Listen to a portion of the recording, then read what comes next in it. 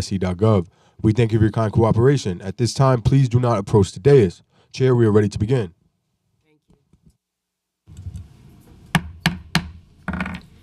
Good morning, everyone, and happy Pride Month. I am Councilmember Lynn Schulman, Chair of the New York City Council's Committee on Health.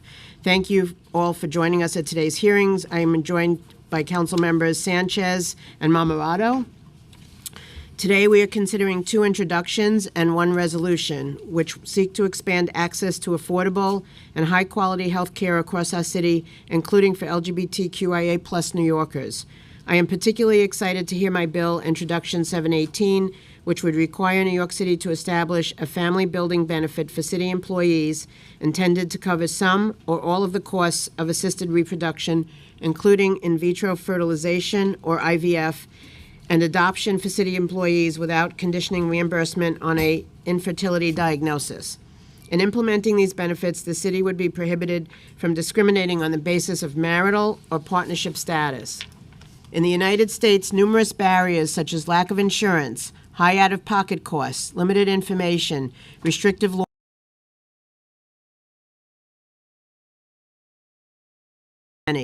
according to the Center for Reproductive Rights, a single cycle of IVF can cost an average of $20,000, and multiple cycles are often needed to achieve a pregnancy and live birth.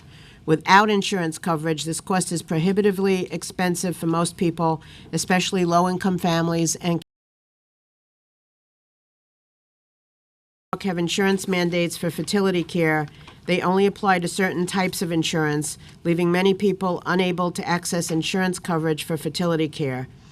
Insurance policies often require enrollees to meet a specific clinical definition of infertility, the inability to become pregnant after 6 to 12 months of unprotected sexual intercourse, before providing them coverage.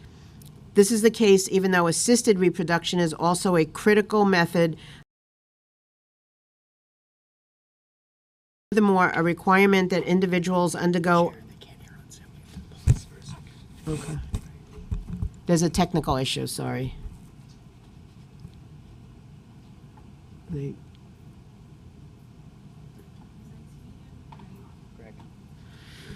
We're having some technical.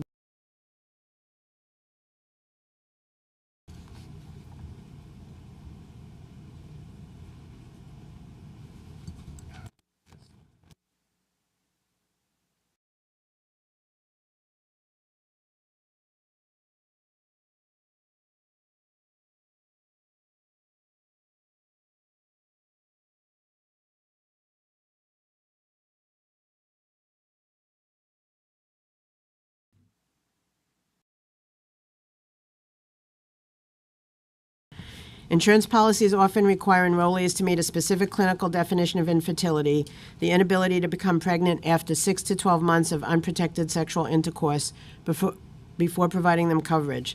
This is the case even though assisted reproduction is also a critical method of family formation for single people and same-sex partners.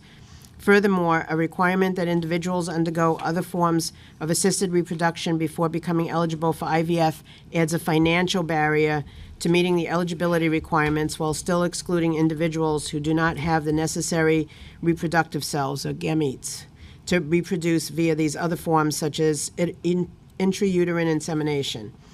Indeed, the city's own health insurance plan requires an infertility diagnosis before providing coverage, as current state law conditions coverage by large group insurance policies on obtaining such diagnosis.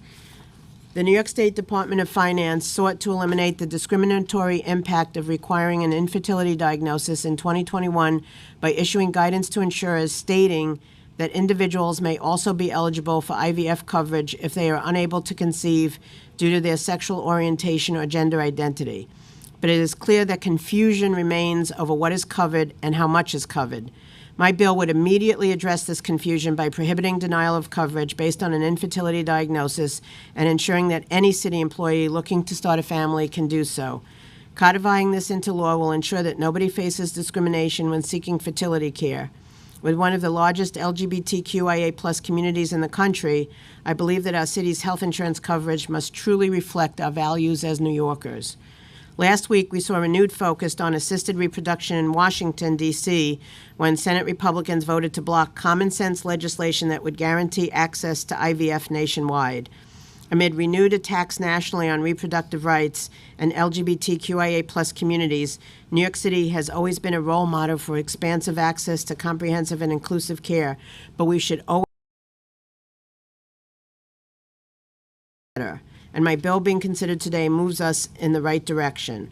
We must also demand action at the state level. The legislature must pass the Equity and Fertility Treatment Act, which would amend the definition of infertility in state law and expand IVF coverage to include donor cycles, which would expand coverage to include same-sex couples and single adults. Healthcare is a human right, and that right includes every human. Nobody should be denied care. Thank you to my colleagues, the advocates, and members of the public, as well as Assistant Commissioner Aracena from DOHMH and First Deputy Commissioner Pollack from OLR for being here today. I would also like to thank my staff, Jonathan Boucher, my Chief of Staff, Kevin McAleer, Legislative Director, Andrew Davis, Legislative Fellow, and Jessica Siles, Communications Director, as well as the Health Committee staff, Christopher Pepe, Sarah Sucher, Manur Butt, and Danielle Huffitz. I'm now going to turn it over to Councilmember Sanchez, who is going to speak on her bill on STIs today. Councilmember Sanchez. Thank you. Thank you, Chair Schulman. Is this working? It is, but I can't hear it. Okay. Thank you, Chair Schulman, for holding today's hearing on critical legislation and your leadership and support of Intro 435, which would expand access to HIV and STI rapid testing services across the city, seeking to help address steep inequities faced most starkly at the intersection of our Black, Latino, low-income, and LGBTQ+ populations who are highly susceptible to contract. Surveillance report, STIs continue to increase, and some of this increase can be accounted for by decreases in access to testing following reduced levels of testing and detection during the COVID-19.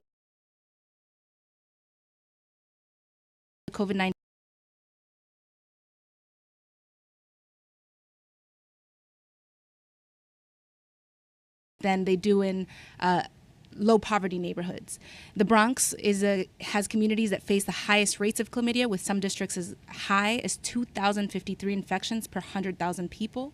And in the Bronx also, we have 23,500 people living with HIV, over 3 times the rate of New York State, and the highest within New York City, more than double of those rates of Brooklyn, Queens, and Staten Island. We also face the highest rates of HIV and AIDS deaths.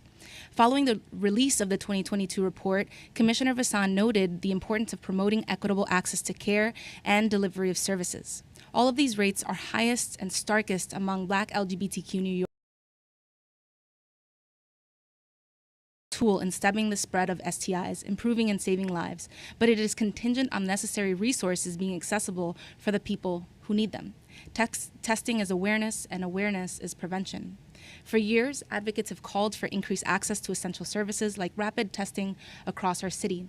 I'm proud to be the sponsor for Intro 435 with the support of many members of this committee, including our chair, which will ensure the rapid testing services will be made available in at least 4 baseline of an availability in only 2. These sites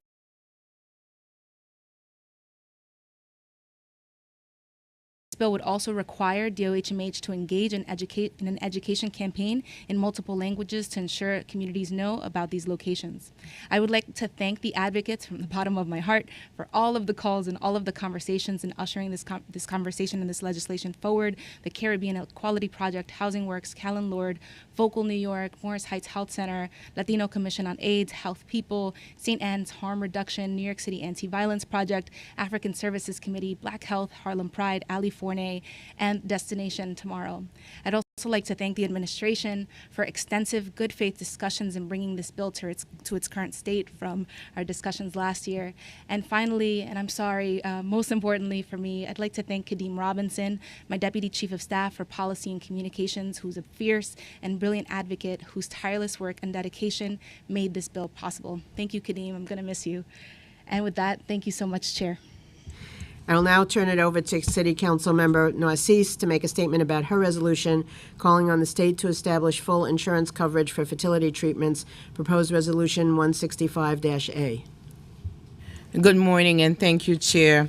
As a registered nurse for over 3 decades, have seen it firsthand how difficult it can be, and especially for those that have financial difficulty. The proposed Resolution 165A is known as the Equity in Fertility Treatment Act. I feel strongly that everyone should have the same opportunity. After all, we are in New York City. We have to think about not only one person or two persons, but it's all of us together. We're not living in a bubble. Whatever affected me can affect you. So if I'm having difficulty, I feel like we all have to come with a solution. And to start by the Resolution 165A is an opportunity to say that we want equity throughout, especially when it comes to someone that have a family, that want to have a family, that not having the opportunity. Fertility is something that we need to talk about, because once your family having a difficulty having a baby, it becomes stressful for all the family. And we're talking about more than the fertility. We're talking about mental health as well.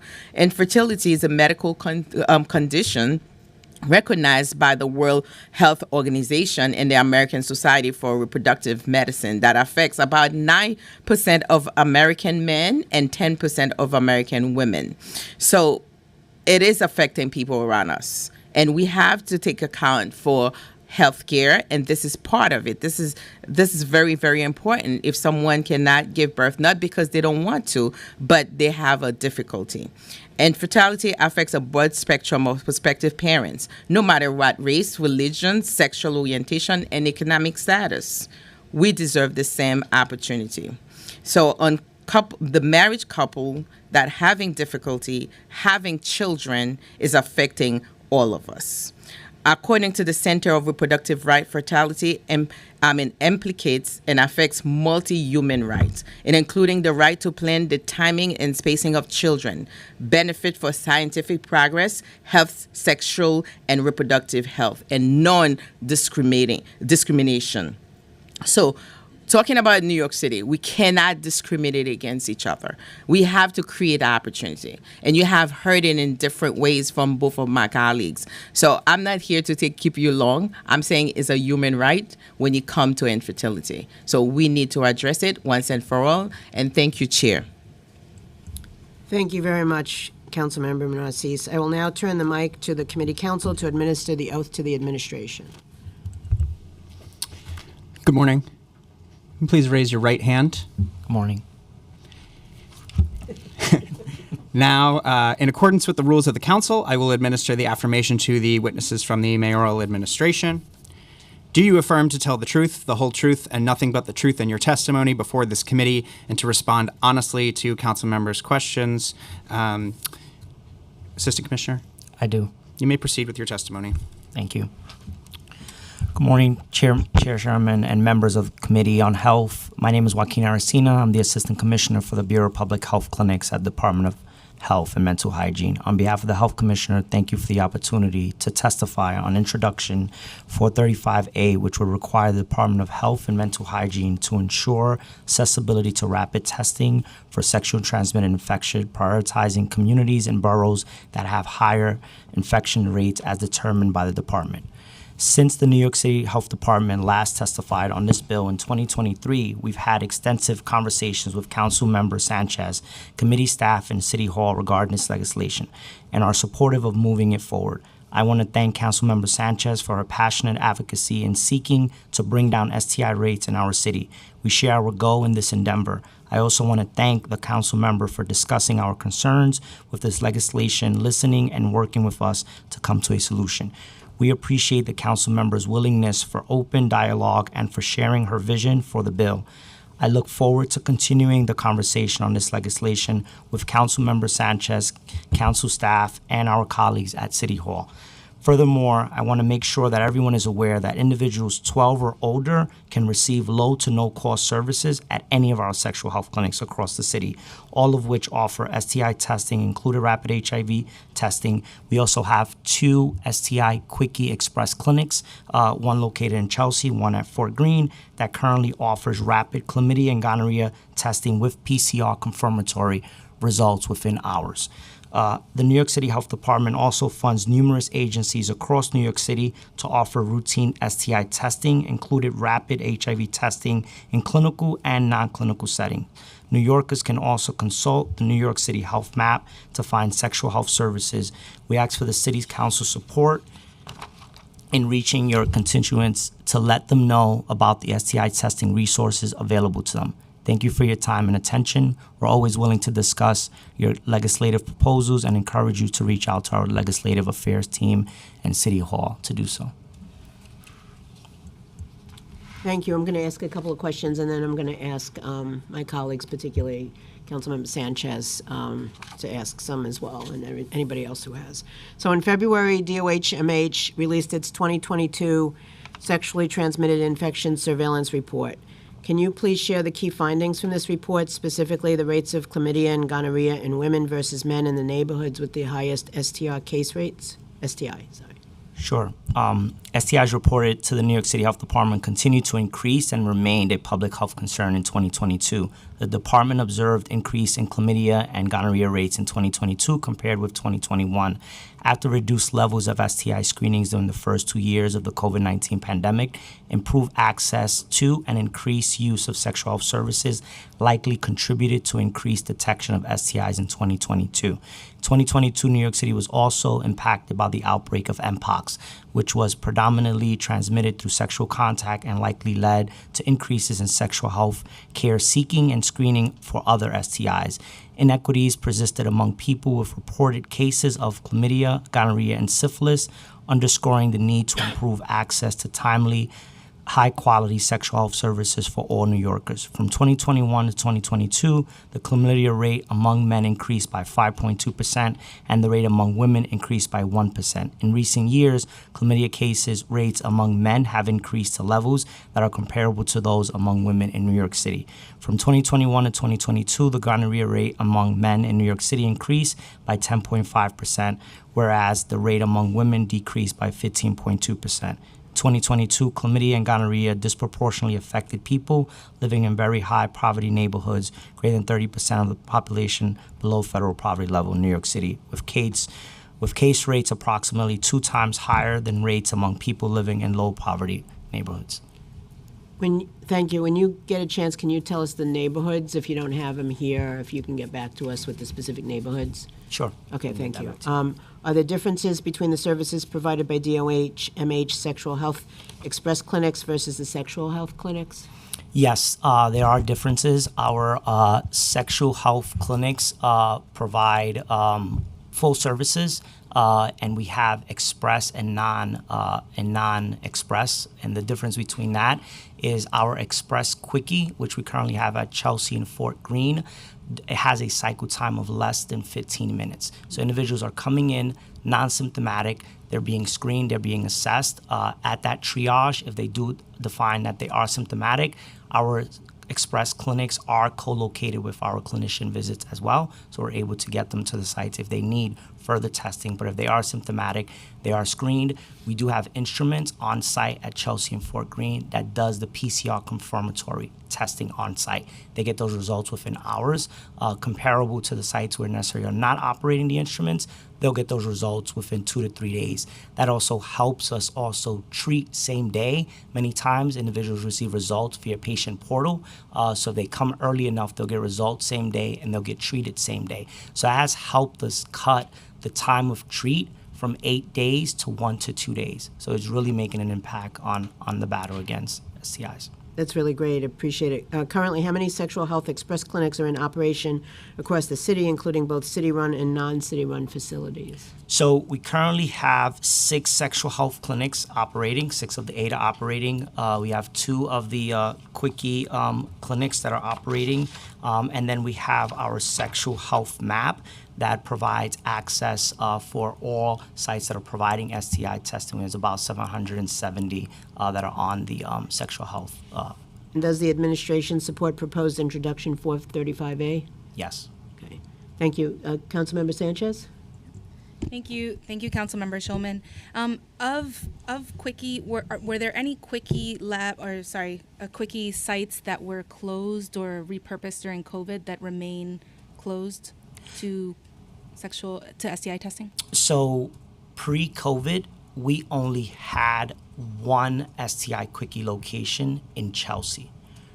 During COVID, we were able to build out 9 new labs to support PCR confirmatory for COVID. Those same instruments could be pivoted to do STI Quickie testing. So since COVID, we've pivoted Fort Greene. So we currently have 2 locations that are operating. Thank you so much. That's helpful. And what do you think the impact will be of implementing Intro 435? I think it would improve access across New York City. I think it would help us further engage the community on that access with our partners. But most importantly, being able to expand and open additional Quickie locations to be able to see individuals that are asymptomatic, interested in testing with a quick turnaround. We're in New York. People want things fast, but the ability not to just provide a fast service, but to also to provide a confirmatory results for that fast service, I think will be make an impact. Great, thank you so much, Assistant Commissioner, and I also want to shout out Deputy Mayor Isom and Commissioner Vassan for their help and all the conversations that got us here. Thank you. Thank you. Thank you, Chair. Any other council members have questions? Memorado? Yes, thank you, Chair Schulman. So I just want to ask you, how long has this technology existed, and what are the accuracy rates?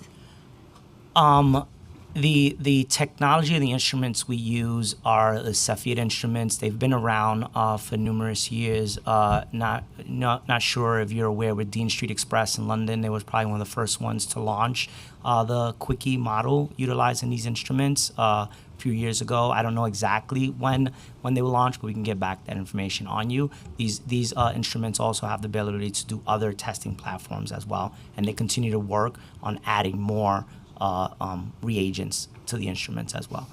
Okay, and if you don't live in these specific areas or neighborhoods, and you have people coming from like outside, say like Westchester or the east side of the Bronx, would you be able to accommodate all of these people, these individuals that show up for testing?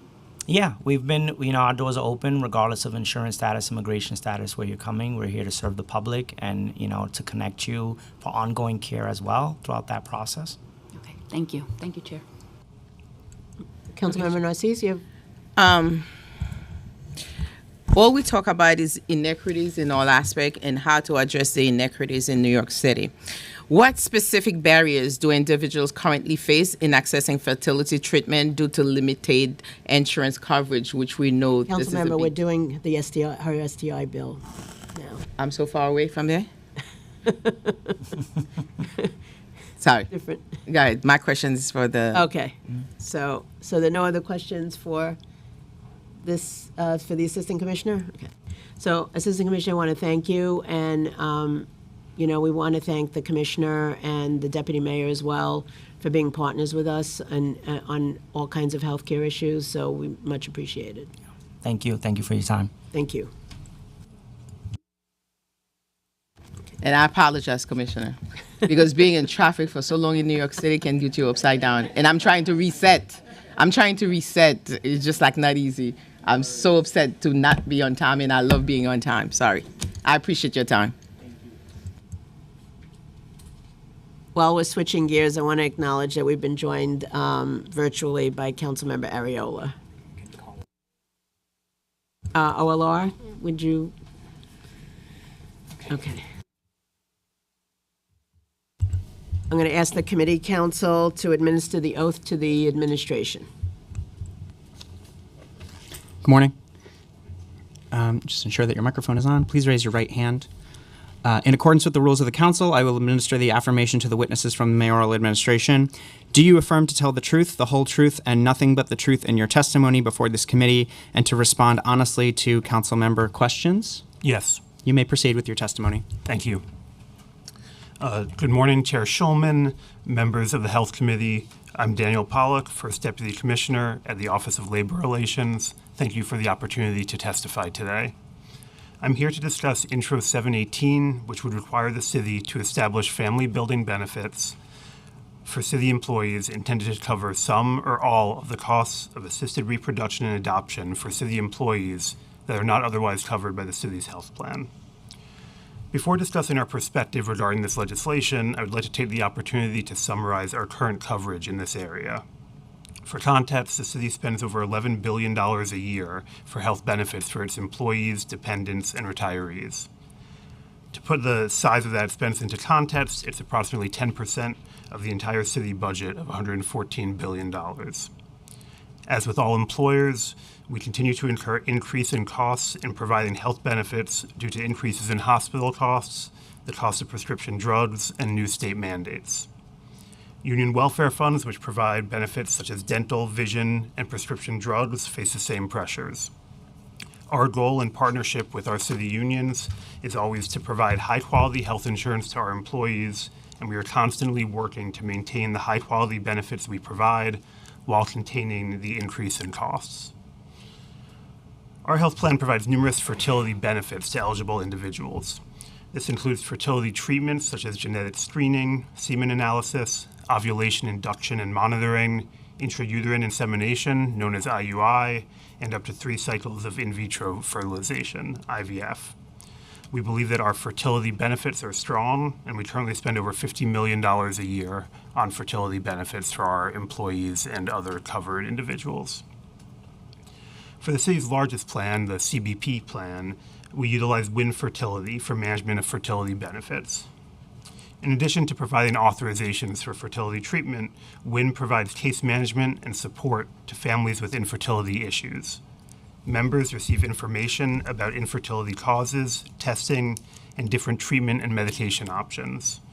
WIN Fertility also provides a personalized care plan with treatment recommendations, including access to reproductive behavioral health support and nutrition coaching as needed. Additionally, WIN Fertility provides 24/7 access to their nurse care advocates who can answer questions, help find doctors, and talk through patient concerns.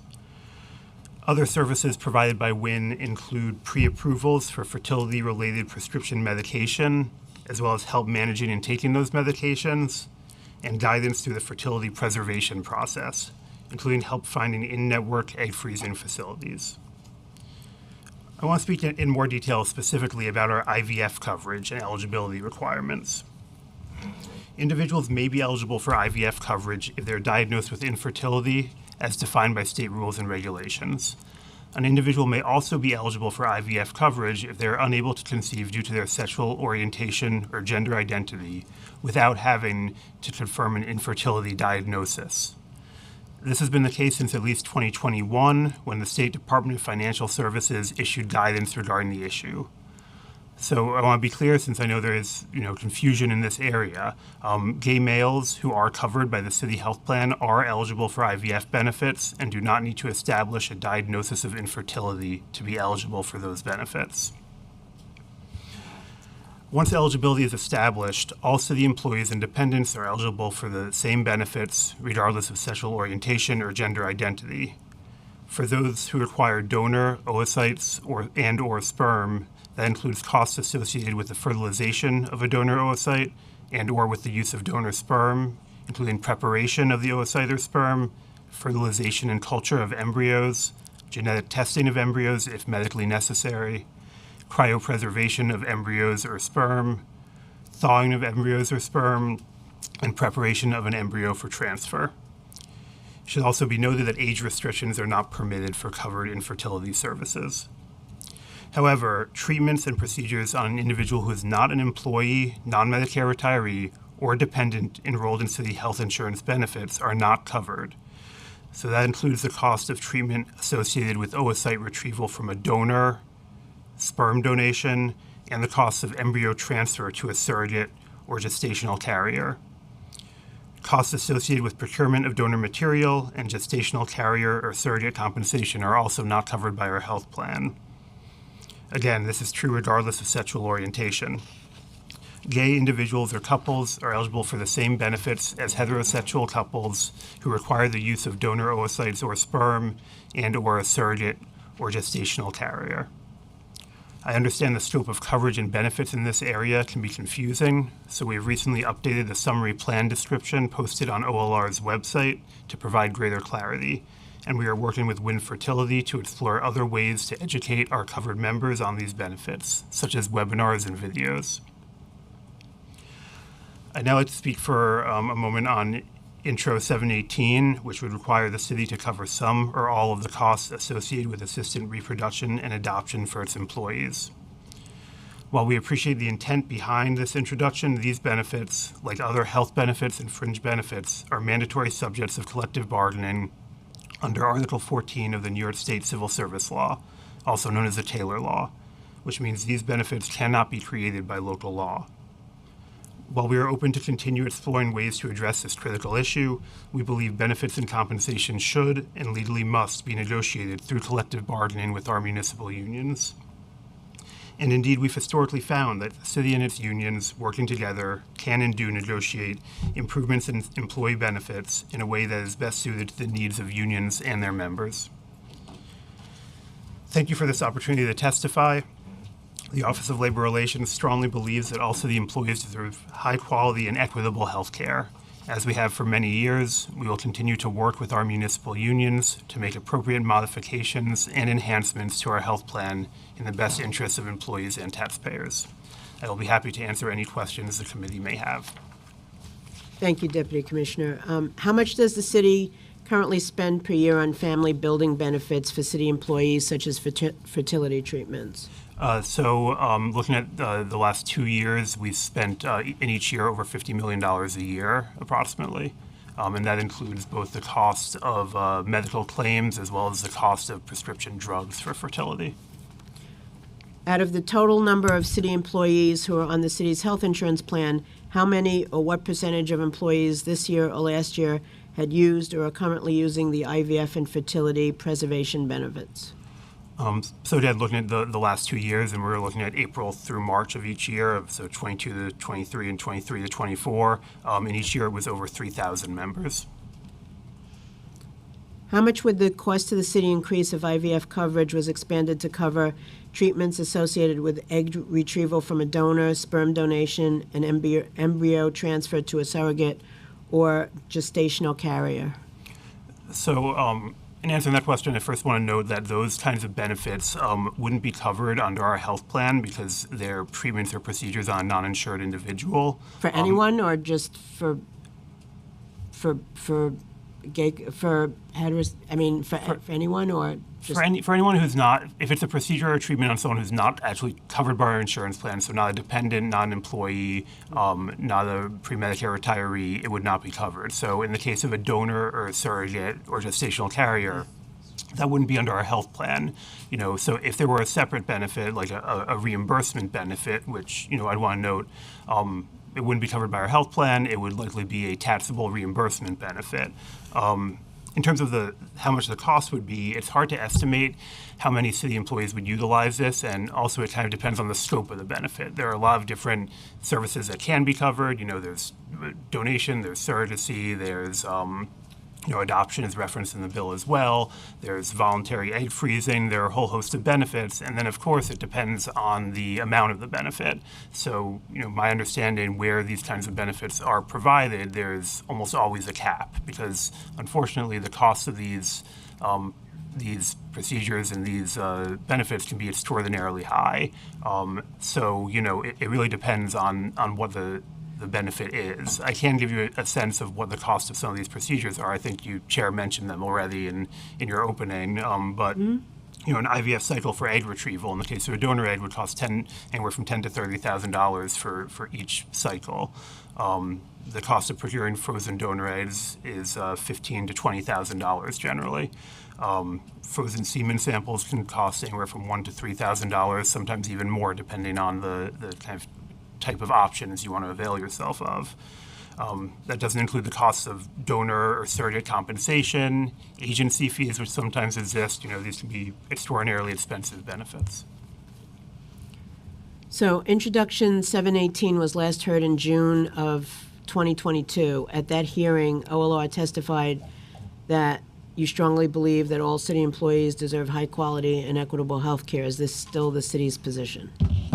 And if so, can you please describe how current coverage for family building benefits ensures that all employees, including those that are in non-heterosexual relationships, have equal access to high-quality care to help build their families?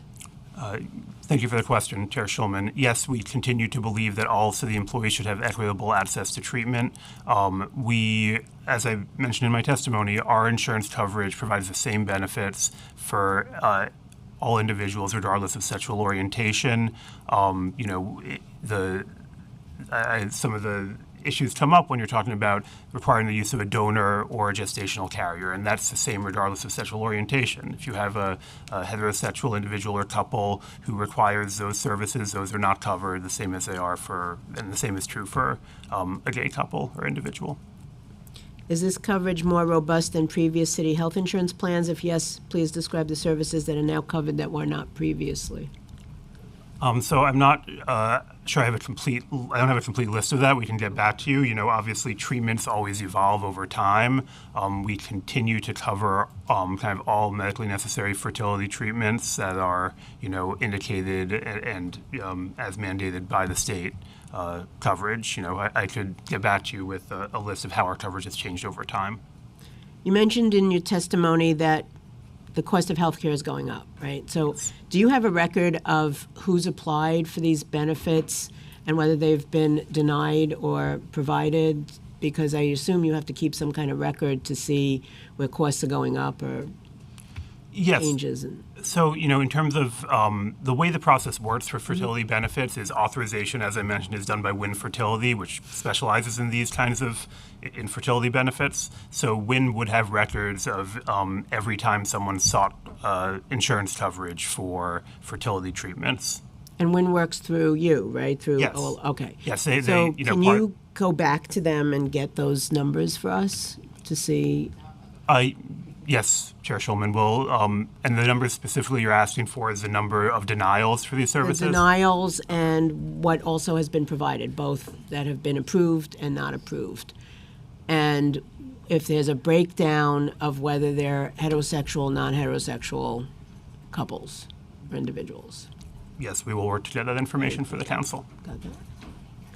Okay. Does the city support a family benefits program that assists all types of families in becoming parents, whether through adoption, IVF, surrogacy, or other methods of family building? And if so, how is the city helping city employees and their families access these services? So I would say that, we always want to support our employees in raising families and having children. We believe that any establishment of new benefits has to occur through the collective bargaining process. There's always the collective bargaining process is about weighing different priorities and, making determinations as to what's best suited to the union bargaining those benefits. We think any new benefits really have to come through that process. So, we completely support every effort to support city employees in building families. But we think anything that leads to those benefits has to come through the collective bargaining process. The State Department of Finance issued guidance in 2021 clarifying that individuals may also be eligible for IVF coverage if they are unable to conceive due to their sexual orientation or gender identity. OLR stated in a letter yesterday and in your testimony today that this guidance is being followed. As a result of this guidance, has there been an increase in use of IVF benefits by city employees, and if so, by how much? So we only have our data from the last couple of years. We can go back and get the data prior to 2021 and update you. And is OLR monitoring for denials of coverage in violation of this guidance? If so, what actions are being taken to ensure that these denials are reversed and that insurers adhere to the state's guidance? And I'm asking this because while you're saying that non-heterosexual couples are not being discriminated against, in practice that may not be the case. So how are you monitoring that? So, we expect all our insurers and insurance vendors to comply with state law. We have had conversations with our carriers and with Win Fertility on this issue. They are processing. They've told us they're processing authorizations in accordance with that state law. They have a process in place to approve claims or approve treatments where it's indicated the member cannot conceive due to their sexual orientation. We don't have a specific audit of our fertility benefits in place to, analyze each authorization and what happened. Do you think you should have one in place? So, obviously with authorization generally, we do certain audits, and I can't speak right now to the scope of all those audits, but, there are thousands, tens of thousands, probably hundreds of thousands of authorizations we do every year for insurance coverage. I think the practicality of doing a large-scale audit is challenging, but we can certainly look into it. I understand the question and the intent behind it, so we'll get back to you on the feasibility. It's a good practice anyway to see, because healthcare is one of the most important things that that we can rely on, and plus the fact that the mayor has launched Healthy NYC to extend life expectancy and to make sure that people live healthier and lives and have a higher well-being, and so this plays into that. Yes, we'll certainly look into that. I appreciate that. Before I ask my next question, I want to recognize we've been joined by Councilmember De La Rosa, Councilmember Feliz, and Councilmember Shuang. The city's current health benefits program states that a city employee may still be eligible for IVF coverage if they are unable to conceive due to their sexual orientation or gender identity. Can you please elaborate on the statement and what it means for LGBTQIA+ individuals seeking coverage for family building services? Sure. So, as I mentioned earlier, there are multiple ways to qualify for fertility benefits. One is by a diagnosis of infertility, but for individuals or couples who can't conceive due to their sexual orientation, they do not need to prove infertility. Just by virtue of that sexual orientation, they are eligible for certain fertility benefits. So in the case of a gay male couple, for example, they would immediately be eligible for some of the services I mentioned, such as fertilization and culture of embryos, preparation of sperm for fertilization of a donor oocyte, as well as potentially genetic testing of the sperm or embryo. In the case of a gay female employer couple, they would immediately be eligible for to undergo intrauterine insemination, which would be the first step before any IVF coverage.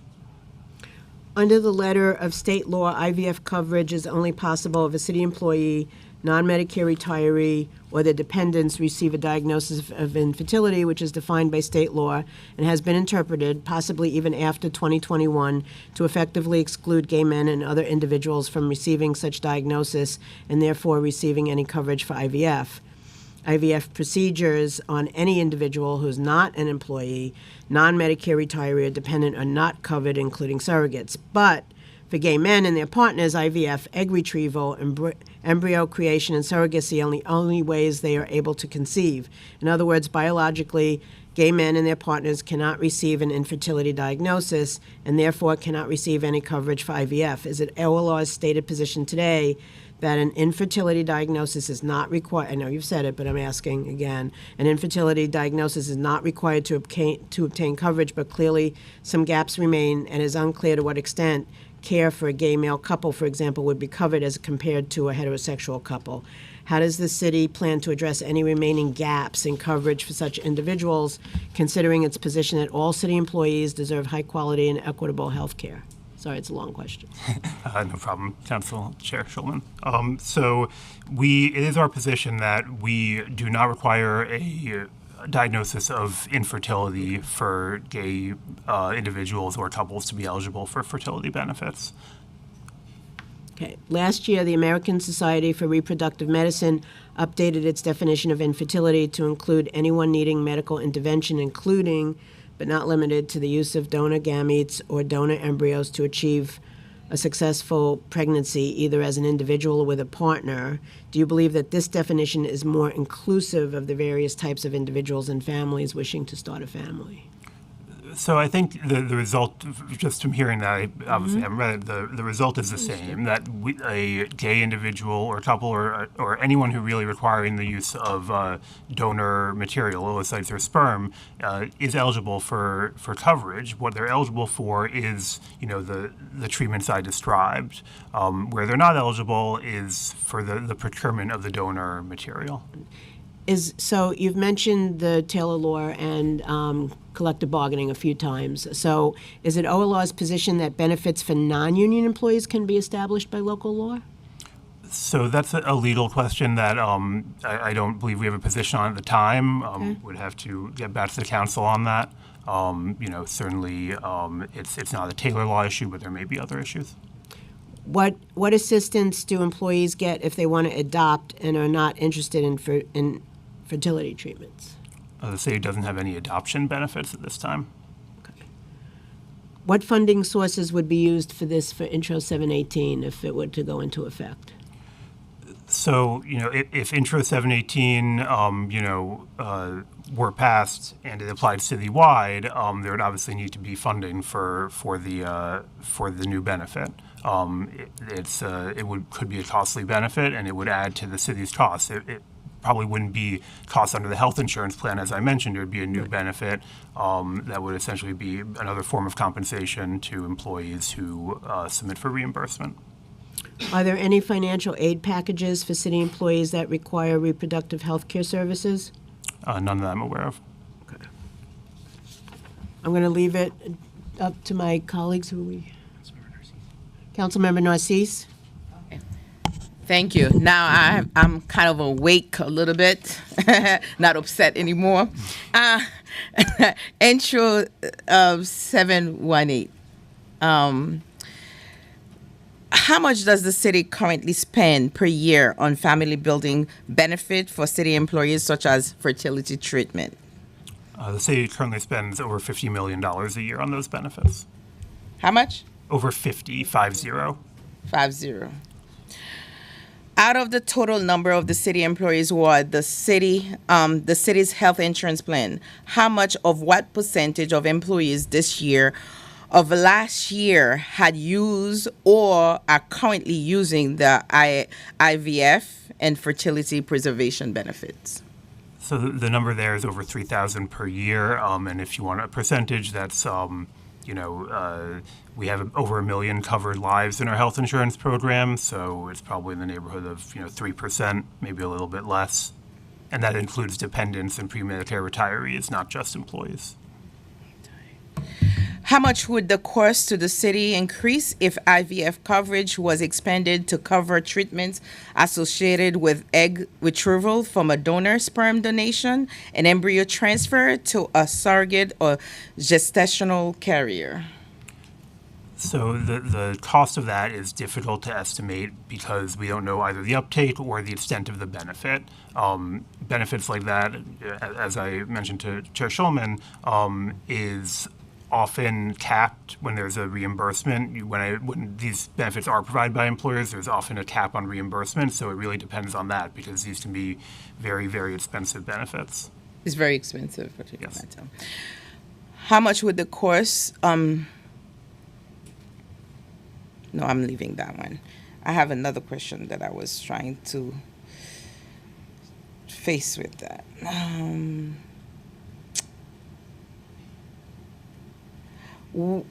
What impact do you anticipate this family building benefits would have on employee satisfaction, retention, and overall workforce moral? Sorry.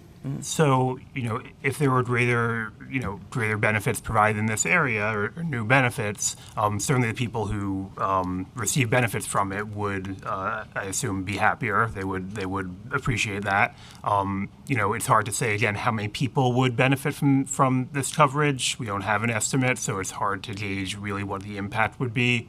So if you estimate, I apologize. I don't think I can provide. you don't want to estimate. throw numbers. I don't really know how many people are seeking this kind of benefit and would obtain it. So how often does OLR review and update benefits to ensure they continue to meet the evolving needs of the city employees? So it's a constant effort. We're always looking at our benefits, at what we provide.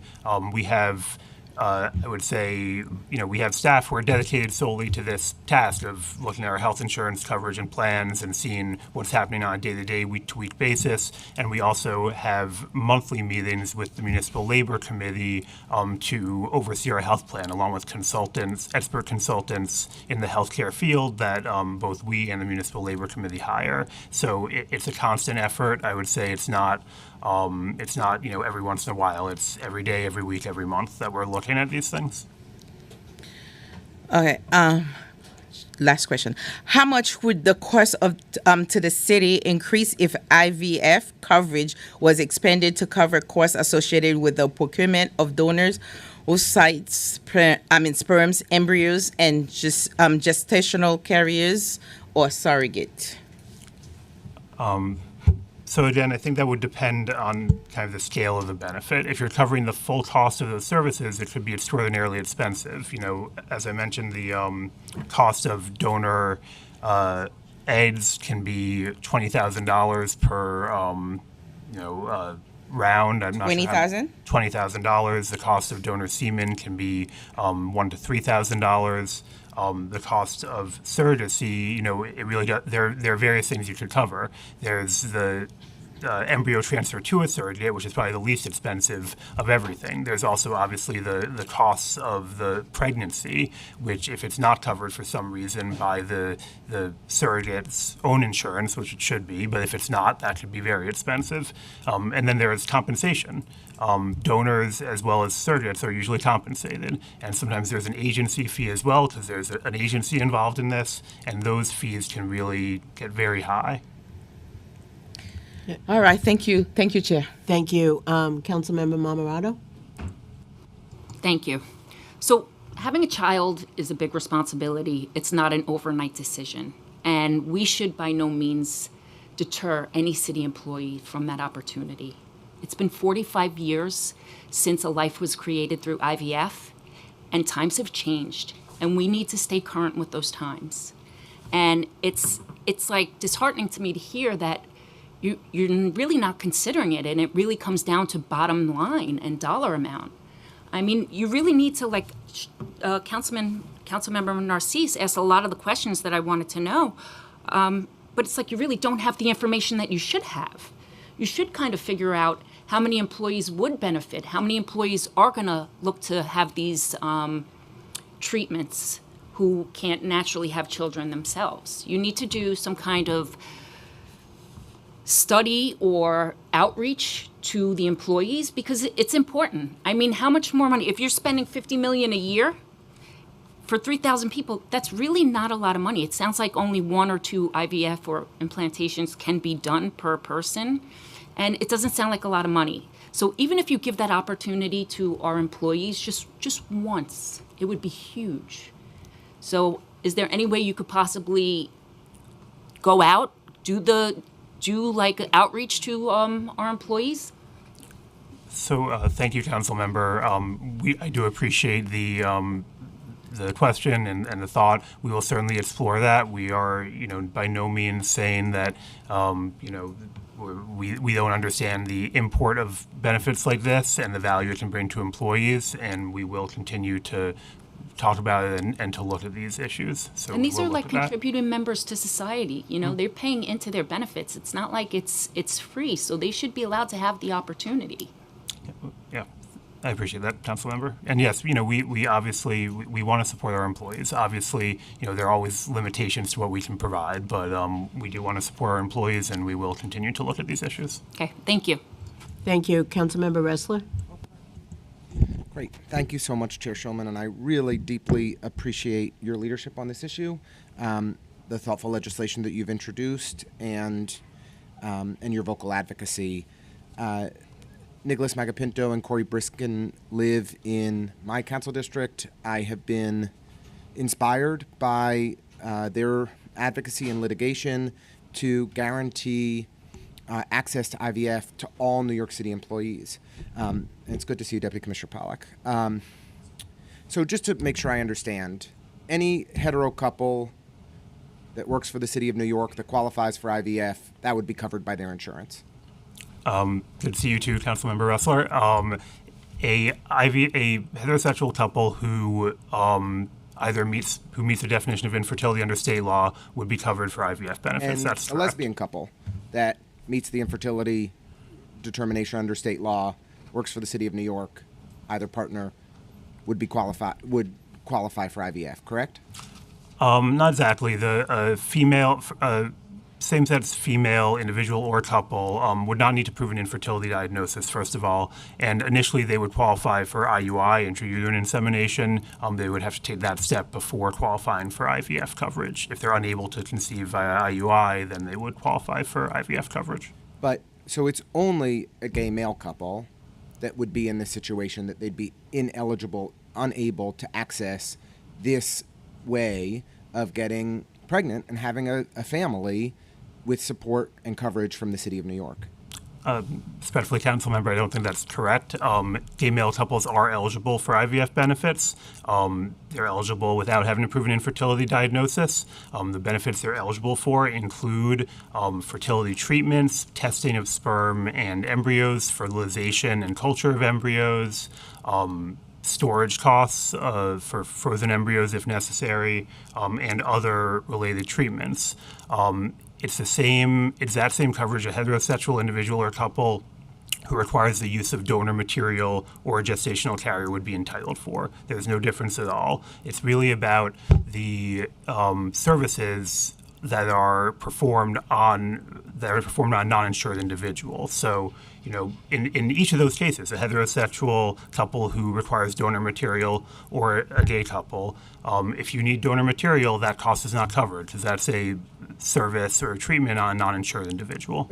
But aren't we being a little cute? I mean, inherently, for the hetero couple or the lesbian couple, they are going to be insured. It's only the gay male couple that needs a non-insured third party to assist them in having this baby that would need that coverage and support. So to say that it's the exact same coverage is not true, right? I mean, there's a clear distinction here that gay couples are being discriminated against versus the resources that every other couple has access to be able to have a child.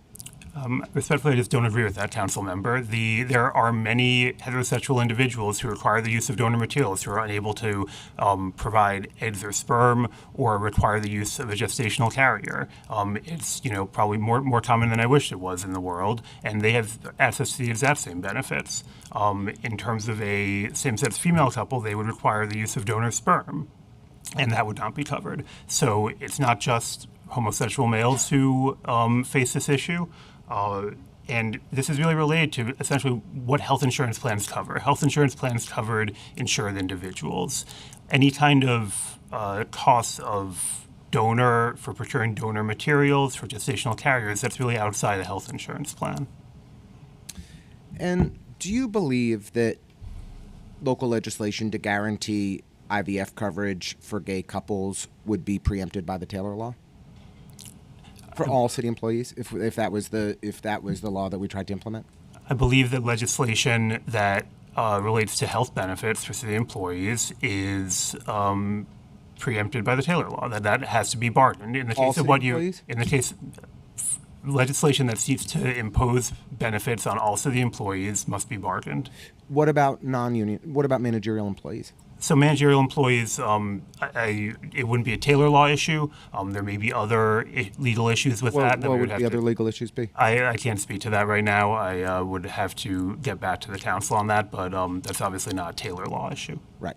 So just as another thought for a way to navigate this, and could you also enlighten us? In recent years, the previous administration expanded health-related benefits for managerial employees before they were collectively bargained. Is that right? I'm sorry, can you be more specific? Which health benefits? Paid sick for paid family leave. Oh, paid parental leave, yes. Paid parental leave.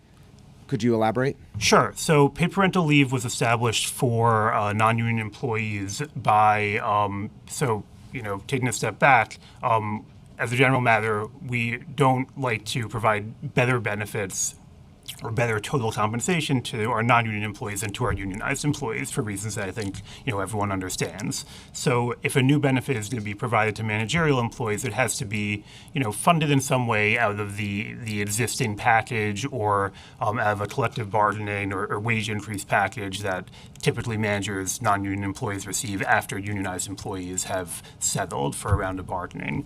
So in, I think it was 2017 or 2018, the last administration created a 6-week paid parental leave benefit for non-union employees by canceling a 0.47% wage increase that was due to be paid to these employees, as well as reducing the vacation accrual for the most senior managerial employees. And subsequent to that, it has been incorporated into most labor agreements? All labor agreements? It has, it's varied. So that particular benefit, full paid family leave, it really only exists for a couple of city unions, the United Federation of Teachers and Council of Supervisors and Administrators.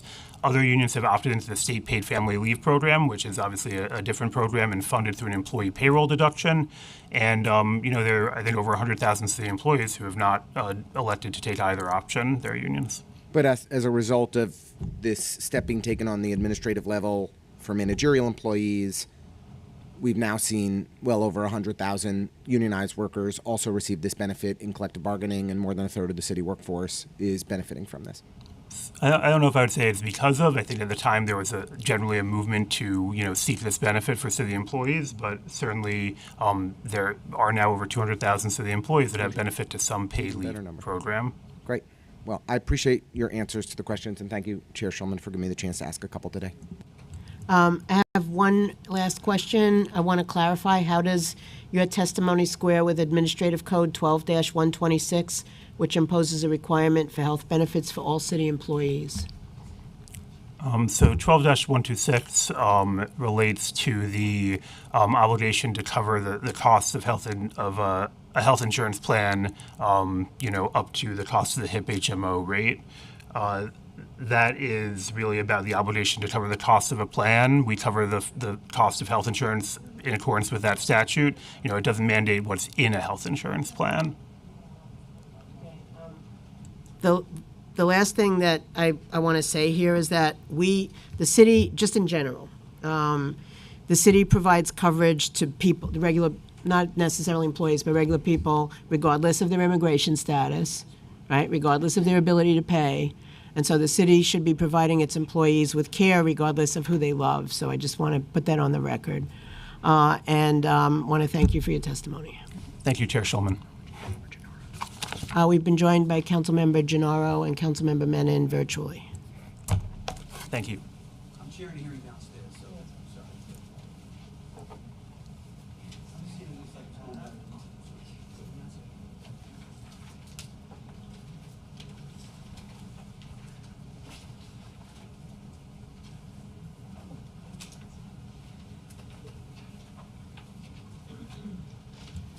I now open the hearing for public testimony. I want to remind members of the public that this is a government proceeding and decorum shall be observed at all times. As such, members of the public shall remain silent at all times. The witness table is reserved for people who wish to testify. No video recording or photography is allowed from the witness table. Further, members of the public may not present audio or video recordings as testimony, but may submit transcripts of such recordings to the Sergeant at Arms for inclusion in the hearing record. If you wish to speak at today's hearing, please fill out an appearance card with the Sergeant at Arms and wait to be recognized. When recognized, you will have 2 minutes to speak on the legislation being considered today, proposed introduction 435A, introduction 718, or proposed resolution 165A. If you have a written statement or additional written testimony you wish to submit for the record, please provide a copy of that testimony to the Sergeant at Arms. You may also email written testimony to testimony@council.nyc.gov within 72 hours of this hearing. Audio and/or video recordings will not be accepted. So I want to call on Corey Briskin. And can you say 5 minutes for Corey? And 5 minutes, you have 5 minutes.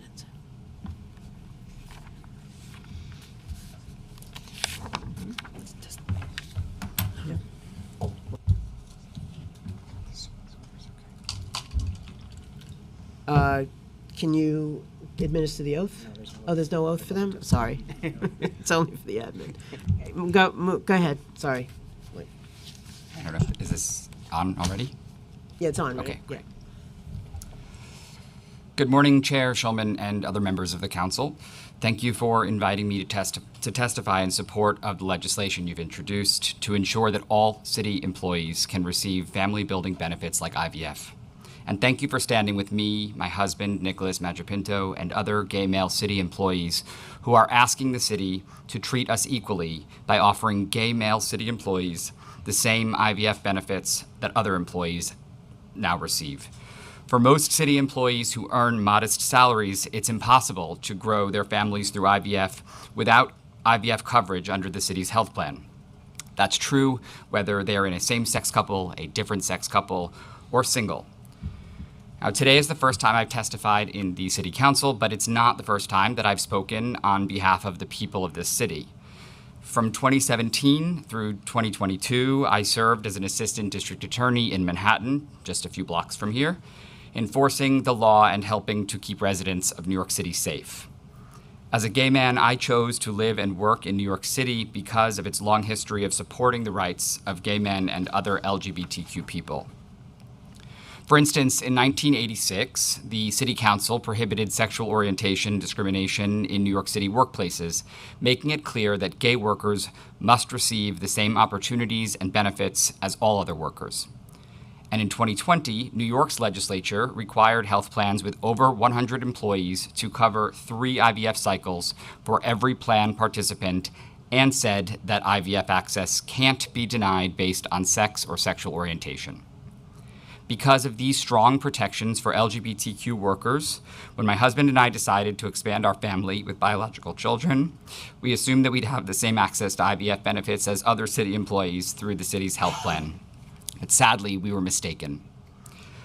Although IVF is the only feasible way for gay men to grow their families biologically, we were shocked and dismayed to learn that the city's health plan categorically excludes gay men from receiving the IVF benefits that the city offers to women in different sex relationships, women in same-sex relationships, and single women.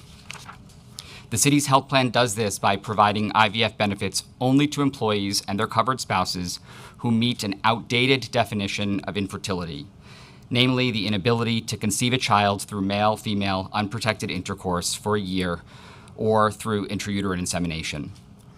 Because we as gay men can't meet this definition of infertility, we don't qualify for the valuable IVF benefits that other city employees are eligible to receive, including the retrieval and fertilization of eggs. Now today, Deputy Commissioner Pollack represented to this council on behalf of OLR that the city provides certain fertility benefits without requiring a diagnosis of infertility. He said that multiple times. This is inconsistent with what OLR has previously told us and the EEOC, inconsistent with what is written in the city's health plan documents, and frankly, inconsistent with our own lived experience. Indeed, in 2021, my husband and I were told by the city that we were not eligible for any IVF coverage under the city's health plan. We were stunned and disappointed that the city would refuse to offer IVF benefits to gay men. And due to this discriminatory policy, we were forced to delay having children for years because we could not afford the cost of IVF.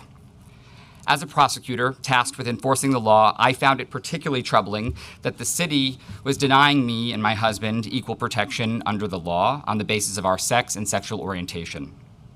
And I knew that I could not stand idly by. So in April 2022, my husband and I filed a discrimination charge with the EEOC and asked Mayor Adams to change the city's policy to allow gay men to qualify for IVF benefits. Although Mayor Adams did not institute this policy, it's still his duty to ensure that the city complies with federal, state, and local laws that prohibit this type of discrimination. Because Mayor Adams refused to change the city's policy, my husband and I were forced to file a class action lawsuit against the city in May 2024. In that lawsuit, we are seeking justice for ourselves and for hundreds or possibly thousands of other gay male employees and their partners who have been wrongfully denied IVF access. And we describe how the city's policy unlawfully discriminates against gay men based on their sex and sexual orientation in violation of federal, state, and local anti-discrimination laws and the federal and state constitutions. We're seeking two types of relief in the lawsuit. First, we ask the city to reform its policy so that gay men can receive IVF benefits under its health plan. The city can do this by implementing the modern definition of infertility that the American Society of Reproductive Medicine has adopted. I'm almost finished. Second, the city must make whole the gay male employees and their partners who have been denied IVF benefits in the past. I'm joined today by our counsel, in this case, Peter Romer-Friedman to my left, and Rutgers law professor David Lopez, also to my left, who previously served as the EEOC's general counsel. We are available to answer any questions that you have. We hope that the mayor and OLR will act on our requests now and make the city a leader on this issue. But if they won't, it's up to this council to ensure that all city employees and their partners have equal access to family-building benefits like IVF, even if they can't satisfy the city's discriminatory definition of infertility. Bill number 718, sponsored by Chair Schulman, my own council member Lincoln Ressler, and others, is a critical first step towards ensuring that all employees can receive the IVF benefits we need to build our families. Thank you. Okay, I have some questions. Sure.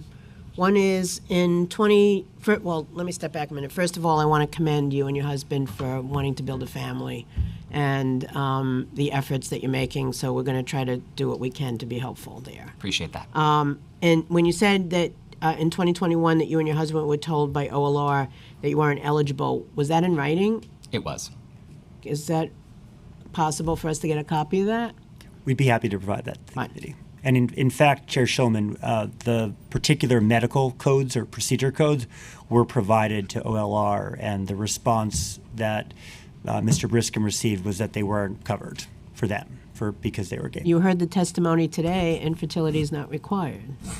He's specifically said that, so I'm just noting that for the record.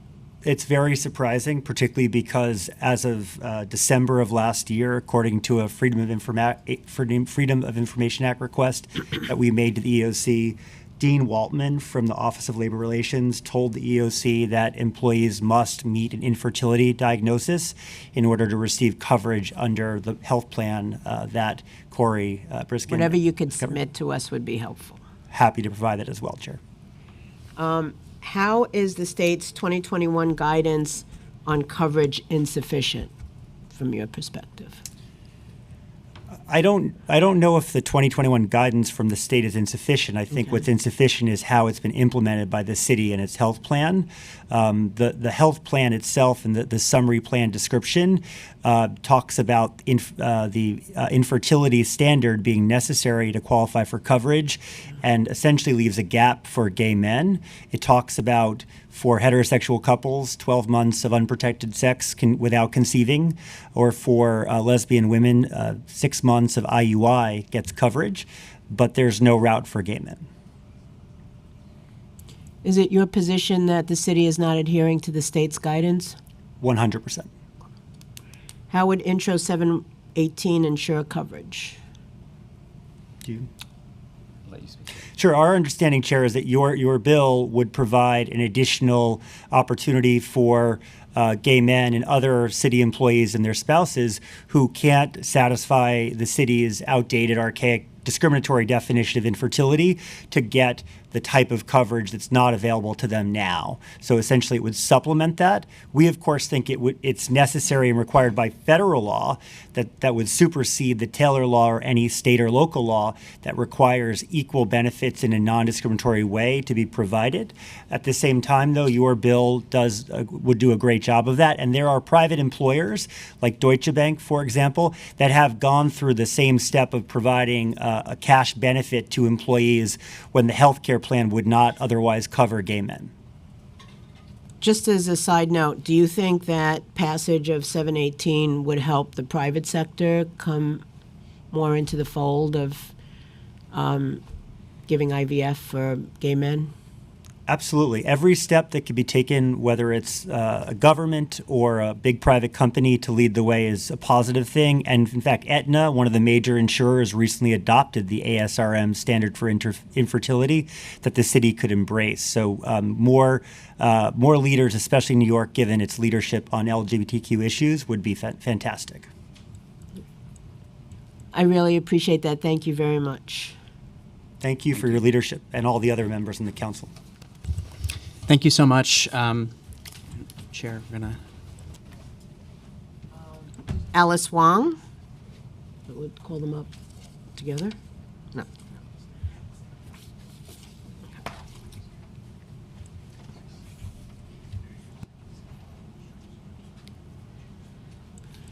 You have 5 minutes. Good afternoon, City Council members. I am Alice Wong, the Executive Director for New York City Managerial Employees Association. Thank you for the hearing to address important health benefits for city employees. The MEA supports these 3 initiatives. We asked City Council, or OLR, to clarify the insurance coverage amount and identify where the funding will come from. We seek clarification that these programs will not be expanded at the cost of additional employee contribution. We ask for clarification on how these new initiatives will tie to the current paid parental leave and paid family leave programs.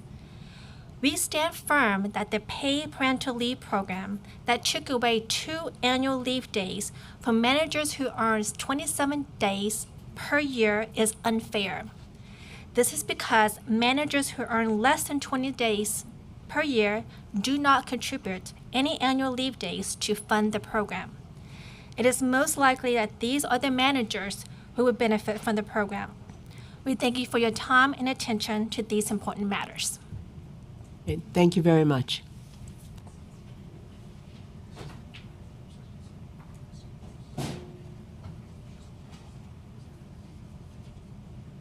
If there's anyone who's present here today that still would like to testify, please fill out a sheet with the Sergeant-at-Arms.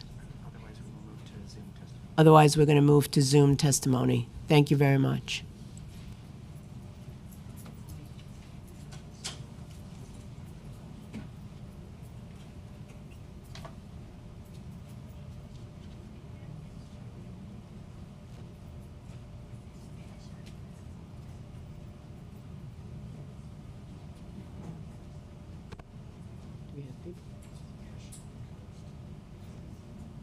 Okay.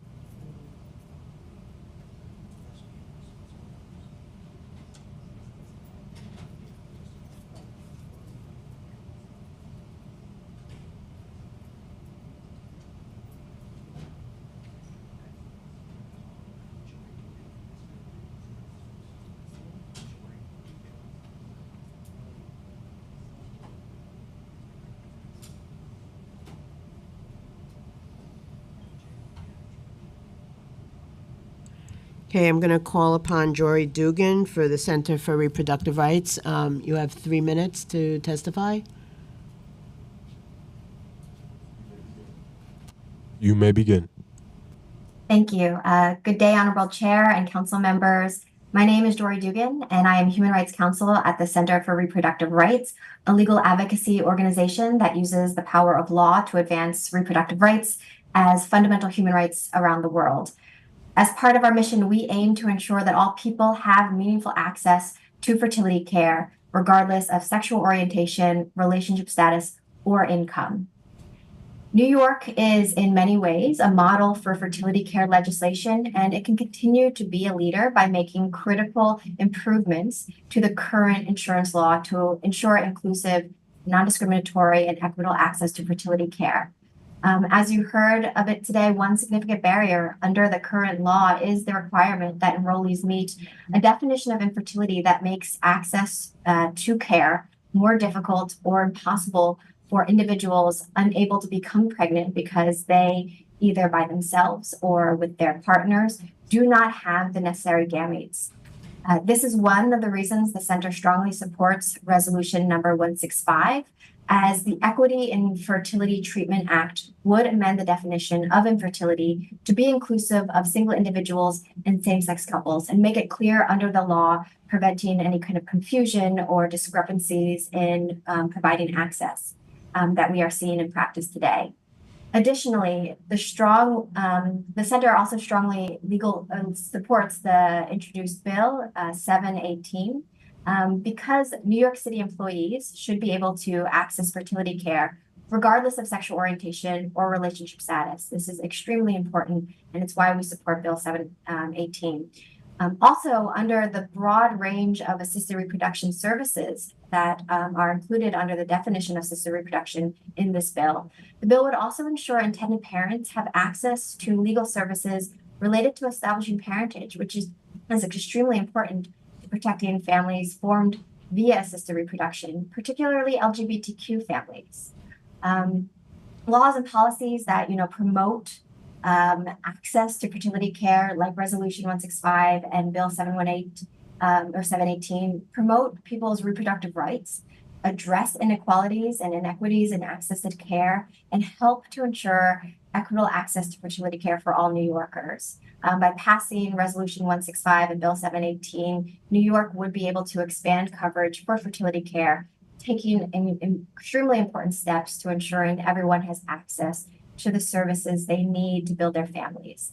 Thank you for the opportunity to speak today. Thank you very much. And now we have Stephen Spandorfer from the Society of Assisted Reproductive Technology. Yeah, good. You're on. Hi there. Okay. Yes. Thank you very much for allowing me the opportunity to speak. We were just in Washington, D.C. with the Democratic bill, and this is a very important endeavor. I'm actually the president of the Society of Assisted Reproductive Technology, which is our IVF National Society. I'm a physician in New York at Cornell. I've been practicing IVF here for about almost 30 years. And also I'm a board member of the American Society of Reproductive Medicine. And I think the important parts of like a lot of what has been stated, I think need to be restated, is that infertility itself needs to be looked at as it's not something that somebody did to themselves specifically. It is actually a disease and should be treated as such. It's very common, almost 15% of all couples. And I think some of the important parts is to recognize that, as been referenced, the American Society of Reproductive Medicine, we did actually change the definition of infertility a couple of years back of anybody needing reproductive services. And there are definitely, I've seen through the years, many patients sort of having to undergo multiple, for example, inseminations before they're actually classified as infertile. Obviously, for gay male couples, that never can happen, and they've run into some very significant logistic roadblocks, particularly to the financing of all this, given the need for gestational carriers and all of that. I think the most important part is to recognize that infertility is something that happens to somebody, and that we as a society should recognize that it is a fundamental right. And when we look at what's happened in Washington, first the Republicans had their bill, which tied it into Medicaid and got shot down, and the Democrats had their bill, and just goes to show that all this has become this sort of bipartisan back and forth, which is unfortunate when it comes to healthcare and really taking care of people, doing something that's very important of trying to build families. So I think I applaud you for the bills.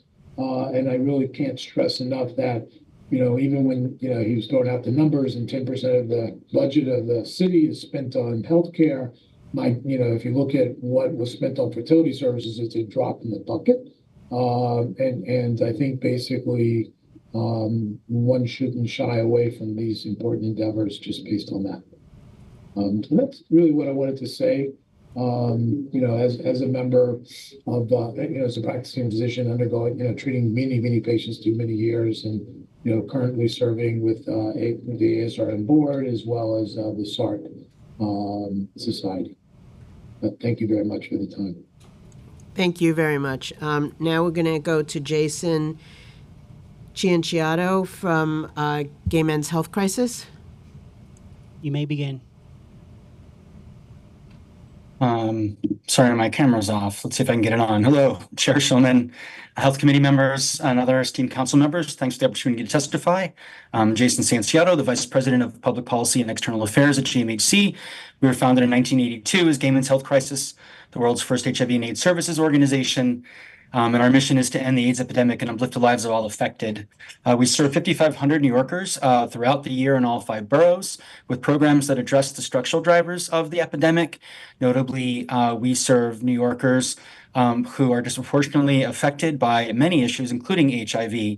And I want to talk about these structural drivers relative to the 3 city bills that we're discussing today. The first you may see is more directly linked to GMHC's mission, Intro 718, which really addresses the need for accessible medical care, in this case, rapid testing for HIV and other STIs. As has been shared in earlier testimony, according to WHMH, we saw significant increases in syphilis and chlamydia among New Yorkers from 2021 to 2022. I won't take the time to repeat that data. And we also saw essentially a flat change in new HIV infections from 2021 to 2022. Now, there is some open question as to how much lack of access to STI testing services during the COVID-19 pandemic affected that. But again, I think we could all agree that now is the time to preserve and expand services rather than leave barriers to testing unaddressed. And these barriers include the fact that only 2 boroughs, Manhattan and Brooklyn, have year-round rapid testing services, which is why we join Intro 718 sponsor Councilmember Sanchez and other members of the council in calling for the expansion of rapid testing to clinics in Queens, the Bronx, and Staten Island. I also want to quickly note that GMHC has submitted an FY25 New York City capital grant that would enable us to own and operate 2 mobile STI testing vans, which could help provide these critical services in those boroughs. Stigma and discrimination are also pervasive structural drivers of the HIV epidemic, particularly stigma and discrimination based on sexual orientation and gender identity. Lack of equal access to family formation and planning services communicates to members of LGBTQI+ communities that they are somehow less than and are unworthy relative to their heterosexual peers. This was the case prior to the advent of same-sex marriage nationwide, and it is the case in New York City regarding access to assisted reproduction and adoption for city employees. As has been testified, the current definition of infertility precludes access by gay male couples who need to procure donor services from non-insured third parties. Combined with the fact that the city lacks any adoption benefit services. Continue and you can continue and finish. Go ahead. Sure, I'm almost done. Thank you. The city precludes LGBTQA couples from building their families. The argument that by the Adams administration, that the Taylor Law and the need to expand these services via collective bargaining process. I'll leave that up to folks who are attorneys. But what I do know is that we join Councilmember Schulman sponsoring Intro 435 and Resolution 165 sponsored Narcisse and other council members in supporting statutory definitions of infertility and adoption benefits so that all may benefit and so this stigma and discrimination may end. Thank you very much. Thank you very much for your testimony. I'm going to make a last call. If there's anybody online that would like to testify, please use the raise hand function. Let's see.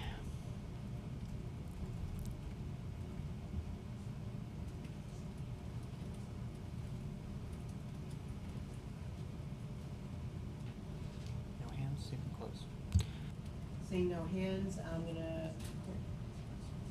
seeing no hands, I'm going to close out the testimony and end today's hearing. I just want to say thank you again to Chris, and we really appreciate you being here. And Corey, I'm sorry. I'm like, you're Chris. It's been a day today for all of us. Corey, sorry. And so, we heard a lot of interesting testimony today. We're going to circle back with the administration on the information that they said that they would provide to us subsequently. And we look forward to pursuing this and making sure that the practice of infertility is available to all employees. As I said earlier, we provide health care in this city for folks regardless of their immigration status, regardless of their ability to pay, and should be done regardless of their who they love. So on that note, I end today's hearing. Thank you.